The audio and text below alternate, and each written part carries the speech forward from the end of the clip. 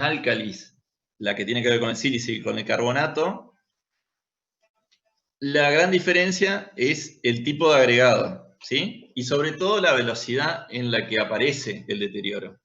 La reacción álcali-sílice son más lentas, ¿sí? Entre 5 y 15 años se demoran en aparecer. Si bien puede darse en edad más temprana, como 2 años, como dice ahí la filmina, o 1 año y medio, pero lo usual es que se presente entre los 5 y 15 años de la ejecución de la obra. En cambio, la reacción álcali-carbonato se da muchísimo más rápido, ¿sí? Muchas veces nos llega a 1 año que ya aparece esa reacción. Lo que se hace es formarse compuestos carbónidos, ¿sí? Siempre en presencia de agregados calizos o dolomíticos, que acá no se utilizan tanto para la conformación de los hormigones, ¿sí? Recuerden que, por ejemplo, los agregados provenientes del río Uruguay son proclives a la reacción álcali-sílice, a ser reactivos. También los basaltos de Misiones y los basaltos de Corrientes, que se utilizan bastante. También los cantos rodados del río Salí, tanto en Salta como en Tucumán. Existe una carta que, dependiendo las zonas de las canteras, indica el potencial reactivo que van a tener esos agregados. Más allá de eso, recomiendo hacer los ensayos de reacción álcali-sílice. Lo que se produce básicamente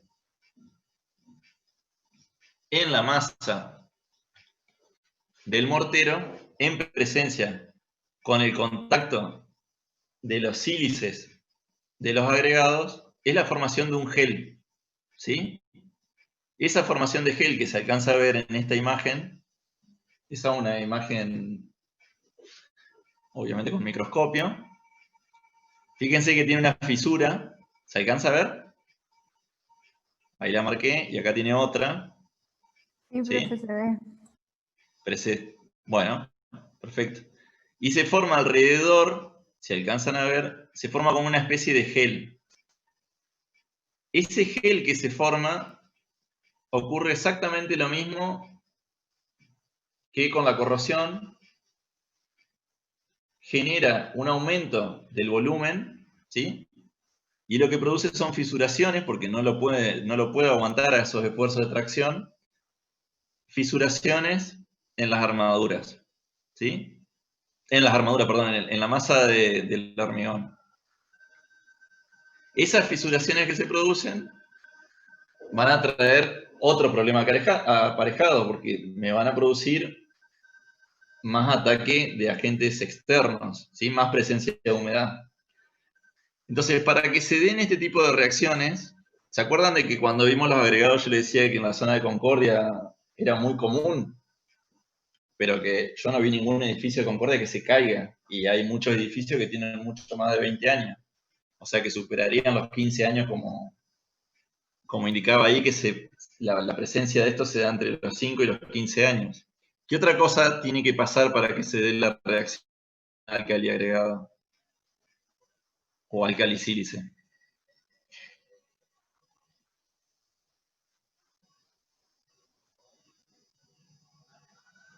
¿Se acuerdan? Lo vimos en las primeras clases.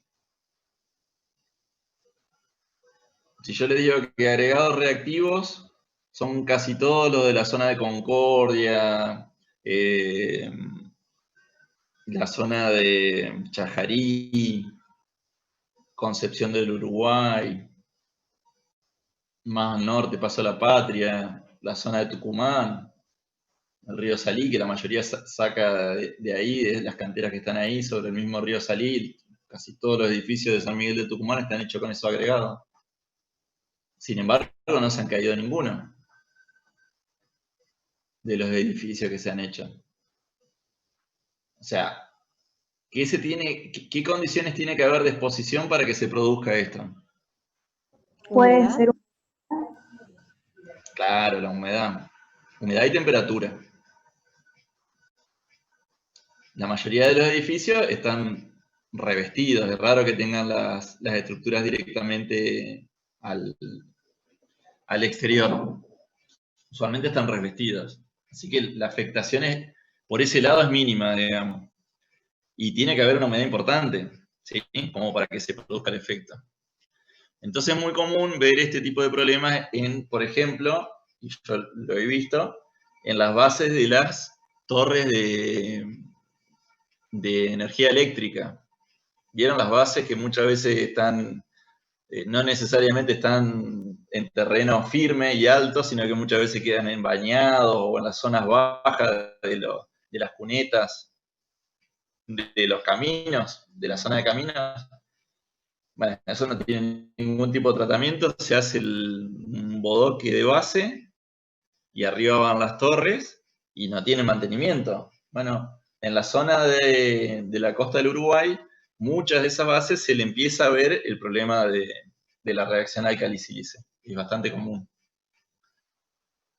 Como les decía, en simultáneo se tiene que dar humedad, agregados totalmente, digamos, con una importante cantidad de reactividad y suficiente cantidad de álcalis disponible en solución, que tienen que estar en solución, en los poros del hormigón. Si no se da alguna de las tres, es muy probable que no se dé el ataque. ¿Estamos?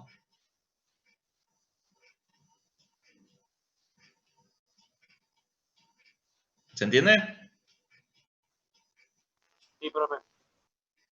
O sea, es importante el problema porque es real de que tenemos agregados reactivos. Ahora, la realidad es que para que se dé el efecto, tienen que darse estas tres condiciones en simultáneo. ¿De acuerdo? Si no pasa eso, y no vamos a tener problemas. Digamos, no se va a producir deterioro del hormigón. Pues, cuando me tocó ir a Concordia, sabiendo de que había problemas con los agregados y demás, lo primero que se me ocurrió es preguntar qué tipo de cemento usaban. ¿Se acuerdan que hay cementos que son más proclive a detener la reacción alcali-sílice? ¿Se acuerdan qué tipo de cemento? Decimos que son utilizados para disminuir o frenar la reacción, los puzolánicos y los de alto horno. Sobre todo los de alto horno son más efectivos. Los puzolánicos también reducen, pero los más efectivos son los de alto horno. Profe, Con buena presencia de escoria. Sí, decime. en el hormigón que usaron el otro día era con alto horno, ¿no? Era con alto horno, sí, sí. En el Escoria es tabique. con alto horno. En toda la obra es con alto horno. Justamente para evitar, porque ¿qué pasa? En una planta potabilizadora, vos ahí tenés humedad, diría que muy probablemente tengas. ¿Sí? Además tiene, por una cuestión de durabilidad, es mejor usar ese tipo de cemento. Sobre todo porque la reactividad está en los agregados. Si bien los agregados que se utilizaron, que se utilizan, no son altamente reactivos, pero sí son reactivos, se concluyó en utilizar cementos de alto horno. ¿Sí? Ahí es H30 con cemento de alto horno en la obra de Concordia, en una planta potabilizadora. Pero, por ejemplo, en los edificios yo pregunté a las hormigoneras y me dicen, no, porque en realidad como no hay humedad, algunos ni sabía qué era la reacción alcali-sílice, porque es la realidad, algunas plantas elaboradoras de hormigón no tienen ni idea de lo que es esto. Pero otros que estaban manejados por profesionales o gente un poco más instruida, digamos, que ha hecho cursos y demás, que sabía de la reacción, contestaron bien y dijeron, no, en realidad sabemos de ese problema, pero en nuestro caso no hay problema porque la mayoría de las obras, como preguntamos a dónde va a ir el hormigón, las elaboradoras de hormigón preguntan a dónde va a ir el hormigón, se aseguran de que no sea en un lugar donde se pueda llegar a producir este problema, porque si no, obviamente que si bien la elaboradora hace el hormigón que le piden, hay algunas que tienen algún grado de responsabilidad y se fijan, digamos, en cuidar un poco al cliente. ¿Me siguieron hasta ahí?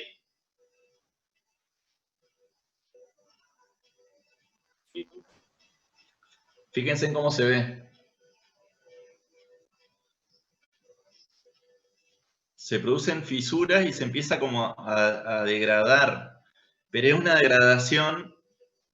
Ustedes vieron, después vamos a ver algunas otras patologías, pero ustedes vieron las patologías que han sacado fotos y han enviado al grupo.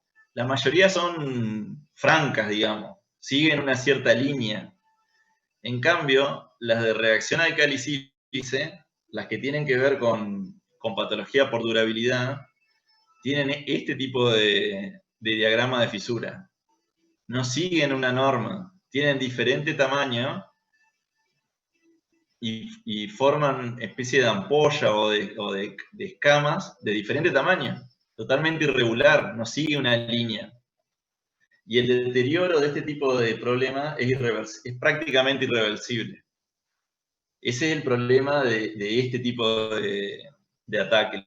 Los ataques químicos difícilmente son reversibles porque justamente afectan a la masa de hormigón, a la masa de cemento y al hormigón en sí. Son difíciles de tratar. ¿Vamos? Fíjense en que acá la filmina dice utilizar aditivos apropiados como litio. Esto es bastante caro, ¿sí? Como bien dijeron ustedes, pusolana, cemento bajo en álcali, escoria, que serían de adorno, litio, que no es tan común, o arcillas calcinadas, que sería una especie de aditivo, de adición. No de aditivos, sino de adiciones. ¿Está? En sí, el CIRSOC establece...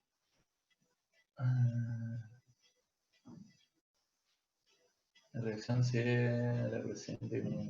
Perdón, estoy leyendo lo de Axel.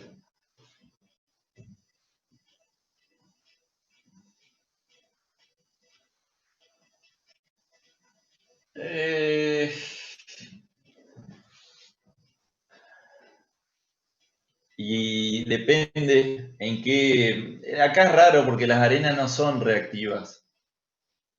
Y no creo que hayan utilizado arenas de la costa del Uruguay. Nuestras arenas no son reactivas. Ese es otro tema, ¿eh? Hablamos de agregado, no solamente el agregado grueso, sino que también puede ser el agregado fino. No, ahí puede llegar a ser otro problema.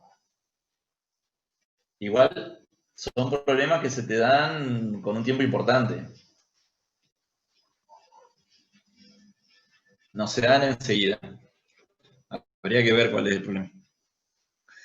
Les decía que respecto al CIRSOC, está estipulado qué cantidad de materia reactiva o potencialmente reactiva pueden llegar a tener los agregados. ¿Sí? El ópalo, que es bastante dañino, arcilla, cuarzo, ¿sí? Y establece distintos tipos de posibles soluciones, digamos. ¿Sí? Un material obtenido, por ejemplo, de CPN y una adición mineral activa, ¿sí? Que sea inhibidora del RAS, un inhibidor químico, que eso es carísimo, un cemento de uso general, efectivo para inhibir el RAS con los agregados de la obra, un cemento resistente a la reacción álcali agregado, también puede ser, cambiar el tipo de agregado, ¿sí? Por otro no reactivo.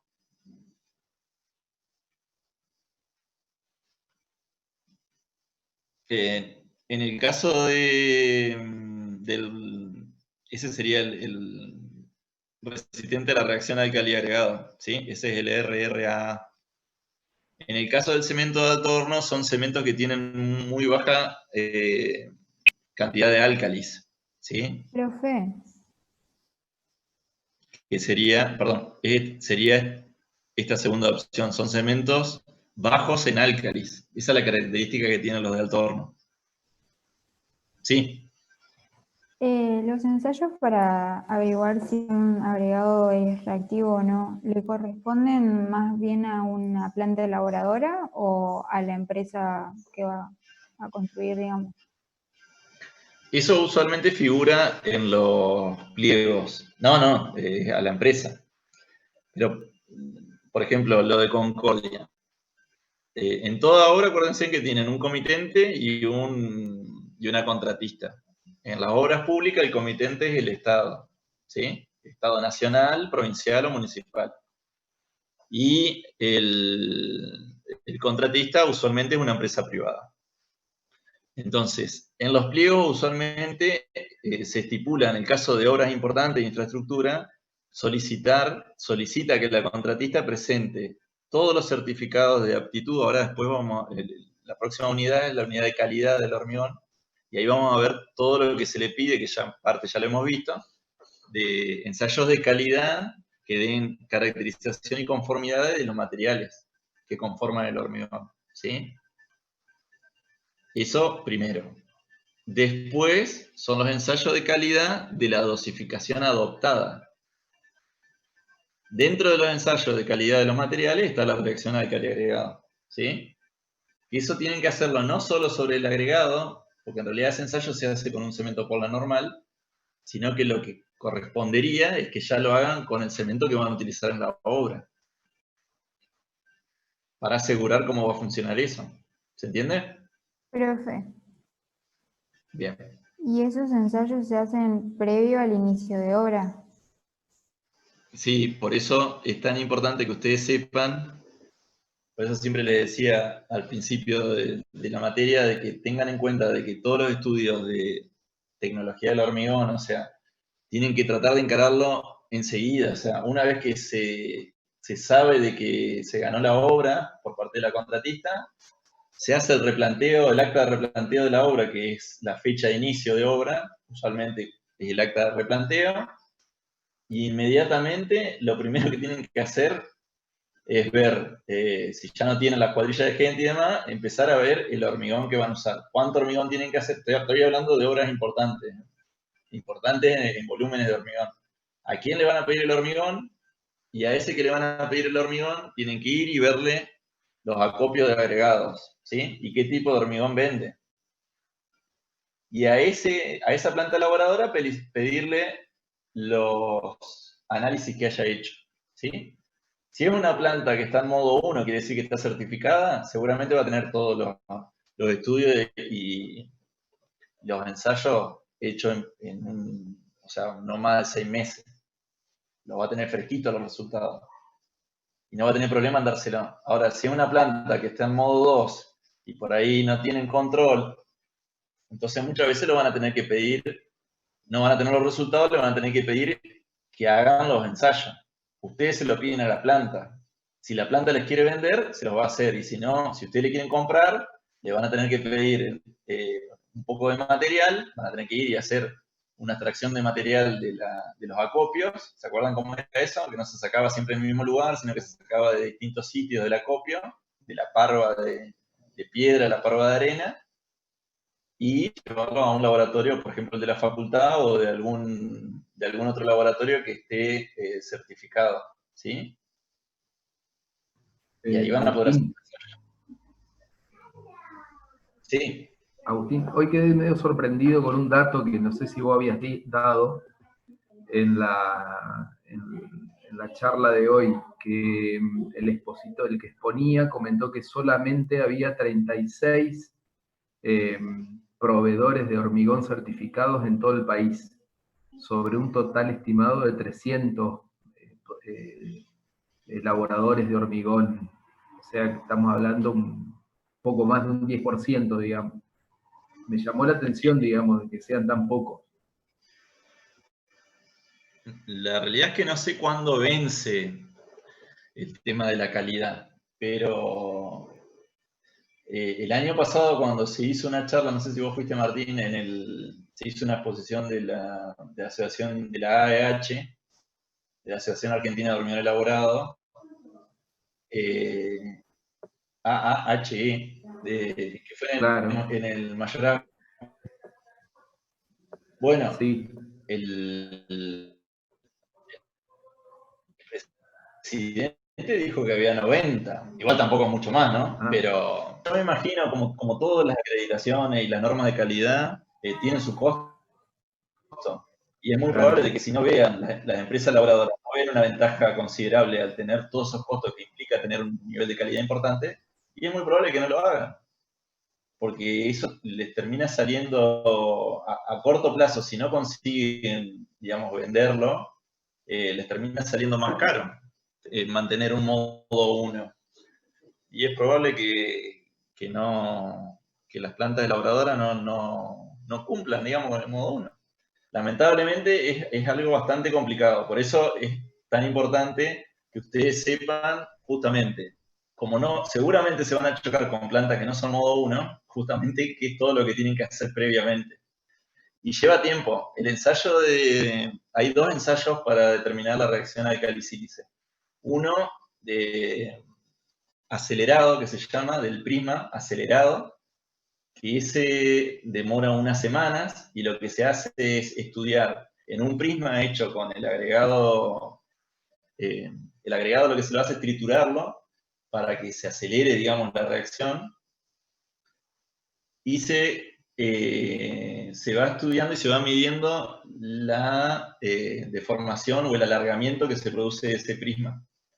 Y tiene que llegar durante, si no mal recuerdo, son 6 semanas o algo así, creo que son 6 semanas, hasta cierta medida, que creo que son 10 milímetros. Si se excede los 10 milímetros es altamente reactivo y ahí hay una graduación según cuánto es lo que se estira. Se lo voy a buscar para la clase que viene, o lo puede, si alguno lo quiere investigar, el ensayo acelerado del prisma. Y después está el otro ensayo, ese se demora, si mal no recuerdo, 1 año en tener el resultado, pero imagínense que cuando se gana una obra, tener 1 año para estudiar el hormigón, eso no existe.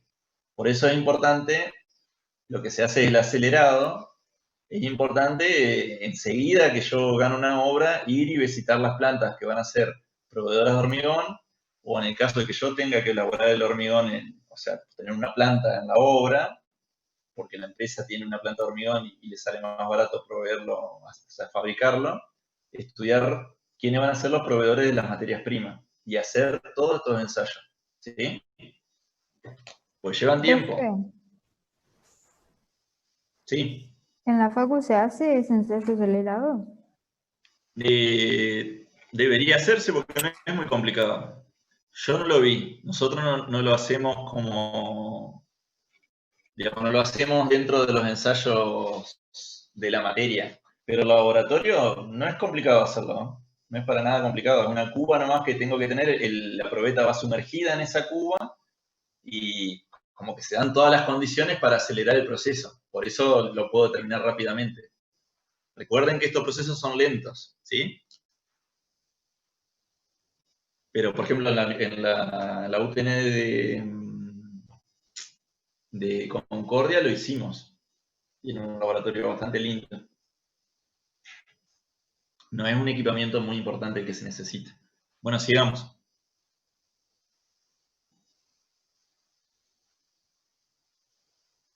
Fíjense, bueno, nuevamente, cómo se forman.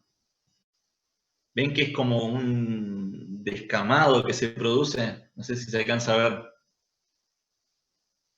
La verdad que cuando se ve este tipo de hormigón es como que no se sabe para dónde atacarlo porque es difícil de atacar una reparación de esto, porque te dan ganas de picarlo entero.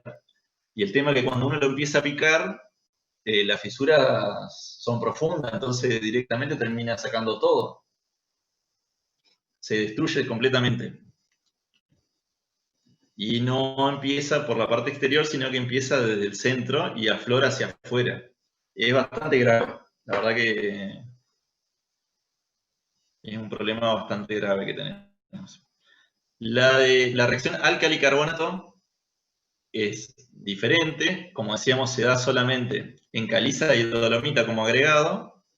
¿Sí? Tienen que ser reactivas y como condición, digamos, para evitar no usarlas esas piedras, a esos agregados, y reducir el tamaño máximo del agregado. ¿Se entiende? Como para que la mezcla sea más compacta. También reducir los álcalis en el hormigón, o sea, utilizar cementos con bajo contenido de álcalis. ¿Sí? Lo que se produce también es expansión en el interior, en este caso de las calizas y las dolomitas que conforman el hormigón. Se rompen las piedras y eso provoca la fisuración de los agregados y se extiende a la masa cementante. No es tan común como les decía. Las arcillas expansivas no es tampoco tan común, no se utilizan, pero bueno, puede haber basaltos contaminados con estas arcillas, la monmorillonita, que es la más común, la más dañina, digamos, son arcillas que varían el volumen en función del porcentaje de humedad. Al estar en contacto con el agua se hinchan y cuando están secas se contraen en un volumen bastante importante. Y esa variabilidad del volumen genera también tensiones internas que pueden romper, por ejemplo, los basaltos. O sea que este caso de arcilla expansiva lo que hace es justamente por estar sucias las piedras, los basaltos, en presencia de estas arcillas, las arcillas hacen que el basalto se rompa. ¿Se entiende? No es tan común, porque los basaltos usualmente son bastante duros y densos, ¿sí? Y son bastante estables. Digamos, no tienen fisura, no permiten el ingreso de arcilla. Si bien la arcilla es el material más fino que tenemos, pero el basalto es bastante cerrado en su conformación. Es una piedra dura. ¿Qué color tiene el basalto? ¿Se acuerdan?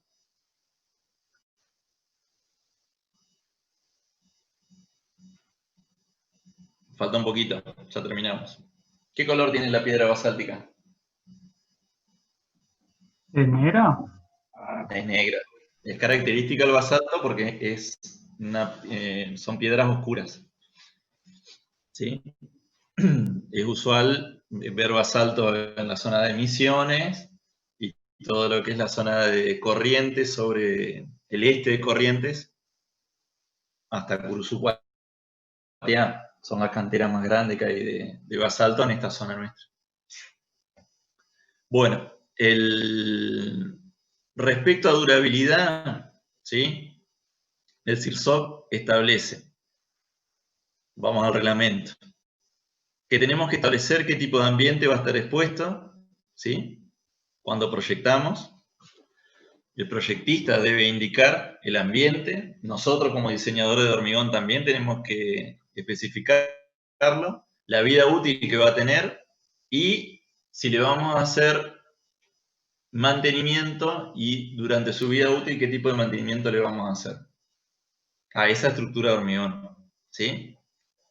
Definir el tipo de hormigón según la clase y el tipo de exposición. Por ejemplo, H25, exposición A2. ¿Se acuerdan la A2 cuál era?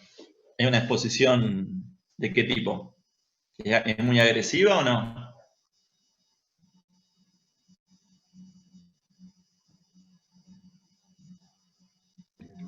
Normal. Sí, normal, bastante light diría. La A1 es la más light, la A2 es de las más normales. Después debe cumplir con la reacción agua-cemento, una mínima resistencia especificada, contenido mínimo de cemento, contenidos mínimos de aire incorporado, si es que yo lo voy a incorporar intencionalmente, según corresponde. Tengo que hacer mención a la resistencia frente al ataque de sulfatos, ante el ataque de agua de mar, si utilizo o no inhibidores de reacción alcali-sílice, la penetración que pueda llegar a tener o la absorción capilar máxima, según corresponda. Eso para asegurarme las condiciones de durabilidad. ¿Sí? Para asegurar la vida útil, tengo que seleccionar los materiales aptos, como ya los vimos, el tema de los agregados, granulometría continua, que estén dentro de los límites de las curvas granulométricas, que estén libres de material orgánico, que sean, que no tengan potenciabilidad reactiva a la reacción esta de alcalicílice, ¿qué otra característica de los materiales? Bueno, el desgaste, ¿sí? La forma, ¿se acuerdan de la forma? También es importante, si son lajosos o no, o redondeados. Las proporciones de la mezcla, o sea, la dosificación, cómo va a ser la forma de producir y de colocar el hormigón, cómo lo voy a proteger y curar, ¿sí? En definitiva, está reglamentado todo lo que hemos visto hasta ahora, desde los materiales componentes hasta cómo es el tratamiento del manejo del hormigón hasta su colocación en los encofrados y el curado del mismo, ¿sí? Esto ya lo vimos en esta tabla, ¿se acuerdan? ¿Para qué tipo de ejemplo de exposición? ¿En qué casos se usaba cada uno? ¿Y qué tipo de proceso puede llegar a tener? Fíjense que en el A2 ya empieza el tipo de proceso, puede ser una corrosión por carbonatación. Recuerden que la carbonatación se da casi siempre.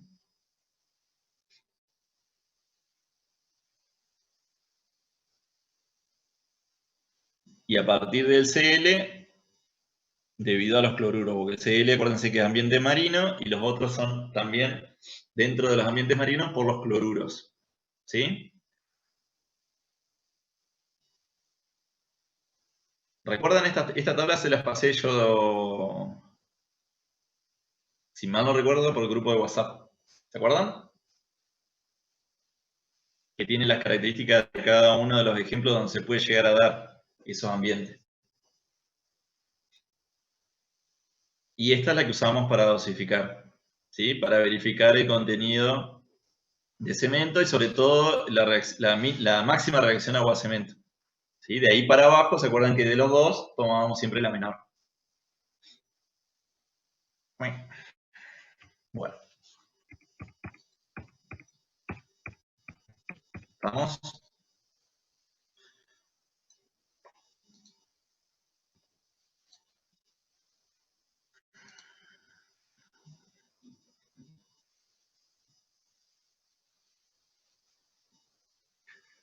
No, lo que sí dice el reglamento, en caso del grado de exposición y en estructuras importantes, digamos, en estructuras importantes que pueden llegar a tener un deterioro, justamente es establecer qué tipo de mantenimiento se les va a hacer.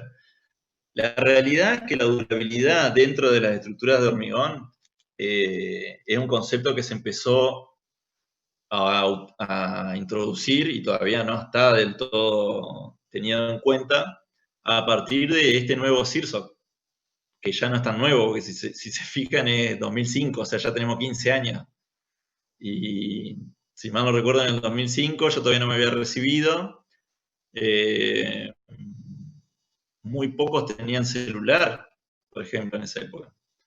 No se hablaba prácticamente de aditivos, era algo, había muy pocos tipos de aditivos, lo usual era un fluidificante, pero no era muy común, ¿sí? Y la tecnología del hormigón cambió un montón. Ni hablar todos estos productos para hacer mantenimiento de estructuras de hormigón, ¿sí?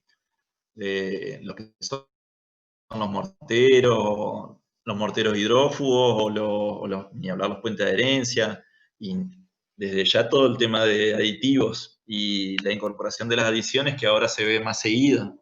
Pero la realidad es que tenemos que ir a eso.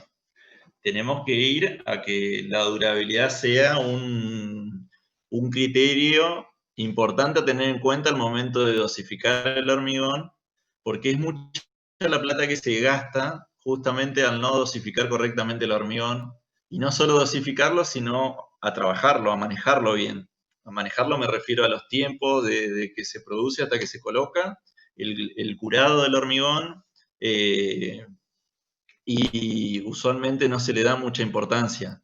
Y llega hasta ahí, digamos, y en realidad yo tengo que seguir viendo cómo se me va comportando la estructura para poder, en caso de que se me aparezcan fisuras, tratar de solucionarlo lo antes posible antes que el daño sea mayor. Si yo tengo estructuras que sé que van a estar en contacto con humedad o con agua de lluvia, por ejemplo, y me presentan fisuras, y bueno, yo tengo que tratar de corregirlo lo más antes posible antes de que se me produzca el ingreso, la penetración de agentes exteriores atmosféricos que me pueden llegar a producir. Lo peor que me puede pasar es la corrosión de la armadura. Eso es lo peor que me puede llegar a pasar, porque en realidad el hormigón en sí se utiliza. Tiene, digamos, dos usos importantes. ¿Sí? ¿Cuáles serían esos dos usos importantes? ¿Cuáles ocurren? Hormigón armado.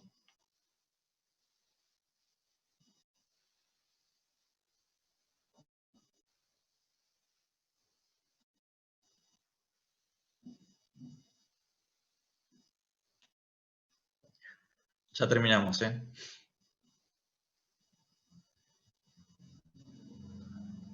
¿Cuáles serían los dos usos del hormigón armado? Las dos funciones, digamos, más importantes del hormigón en una estructura de hormigón armado.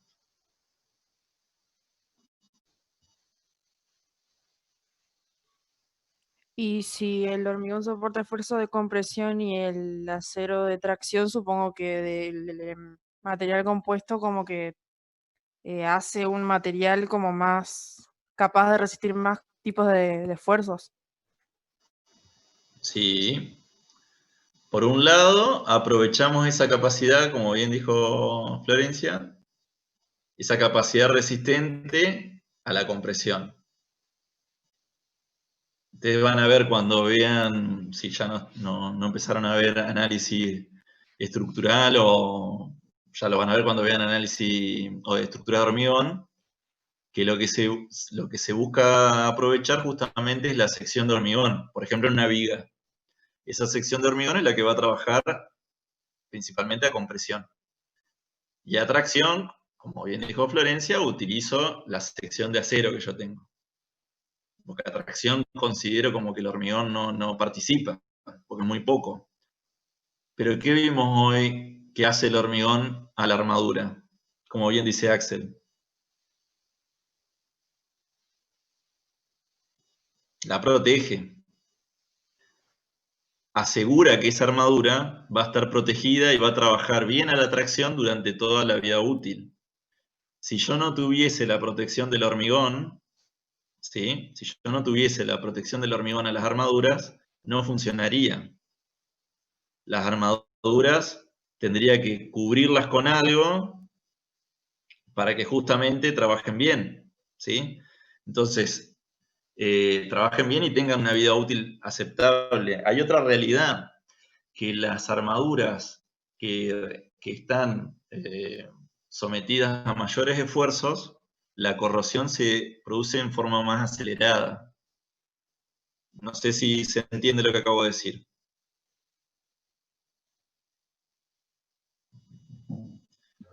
¿Por qué sería ¿Puede eso, profe? repetirlo eso, profe?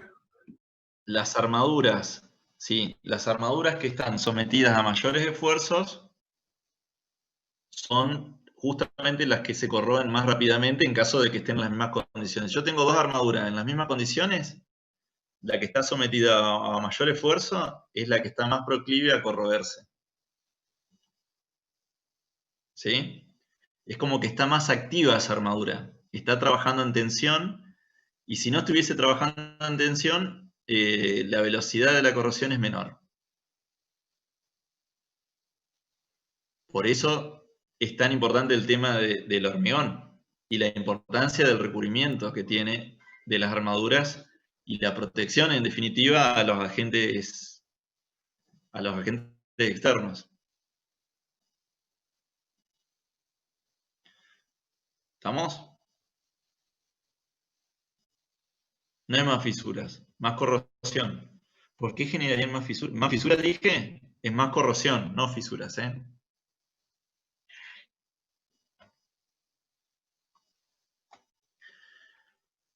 el próximo tema, que le vamos a dar la clase que viene, ¿quieren que veamos ahora el Sócrates rápido?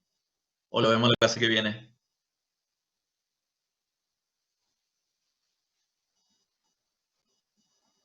Clase que viene. Ya están re dormidos, no, o ni están. ¿Cuál va a ser el próximo tema, profe? Y próximo martes. Próximo tema es patologías, ¿sí? Ahí vamos a ver cómo se hacen los diagnósticos y demás. Y cómo se lo ve. Lo vamos a ver bastante rápido, porque no quiero dejar de ver el tema de hormigón endurecido y las propiedades del hormigón endurecido, que nos va a dar pie a empezar con el tema de calidad. Pero vamos a terminar con patologías, que nos falta mucho más, y ahí volvemos a hormigón endurecido y control de calidad. La semana que viene tenemos Sócrates de esta clase. Sí.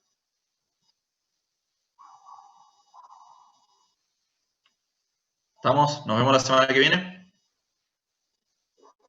Bueno, chao Agustín, nos vemos entonces.